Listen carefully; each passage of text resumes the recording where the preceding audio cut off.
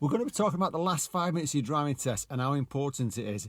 If you're new to the channel, then check out below, above and below the first 5 minutes, which I think uploaded about a month ago, which talked about at the beginning of the driving test. And this is mainly focusing on the last part of your driving test. And you've been, at that point, you've been driving along for 35 minutes or 30 minutes.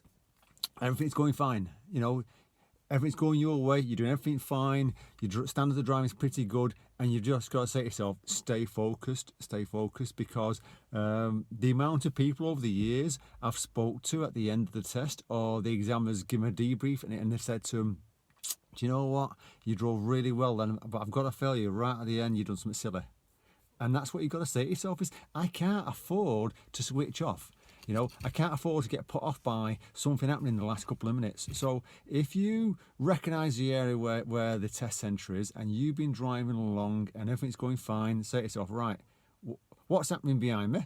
Check sensor mirror. What's the speed limit? What am I doing? And what's happening in front of me? So stay focused about what's going on and be prepared for something silly at the end. It could be you're doing, there's a right turn into test, and it's on a hill, or it's a narrow road you're going into, and you've got to slow down and look.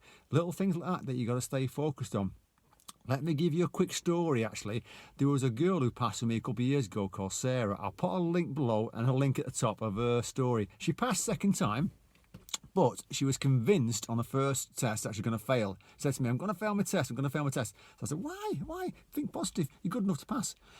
Because all my friends are failing. And I'm thinking, well, that doesn't mean anything. She goes, no, I'm going to fail. Anyway, she took her test and she failed, right? But this is what really upset her, is she's driving along on the test, everything's going fine, just like I've been saying at the beginning then, and she's doing, I think it's a sat-nav on the way back to test centre. And at that point there, she recognised she's not far from the test centre, and she just took her mind off of what's going on, and she missed a speed limit change coming down. She started speeding. The examiner said, slow down please. Got back to test centre, and the examiner says, unfortunately the last couple of minutes, about 200 metres from test centre, I went down to 30 mile an hour. You were doing 35 mile an hour, so I should have slowed down. She wasn't slowing down, and she's so annoyed at herself because she said, I could have passed. And the thing also is, remember, is that if you don't pass, it's £62 to book your driving test again. Then it's called an hour for the driving test itself, because it's going to take an hour of the time. And then if you have an hour before, it's a 2 hour lesson in total. So it's 2 hours lesson plus £62. Plus, if you have to wait a few weeks, you're talking a couple of lessons or more to keep yourself ticking over. So it's a lot of money to just switch off. And one of the biggest faults people do when they're on the driving test is they'll do something strange. Like they'll forget to cancel a signal, or they'll forget to put a signal on, or they'll go in the wrong gear and do a stall.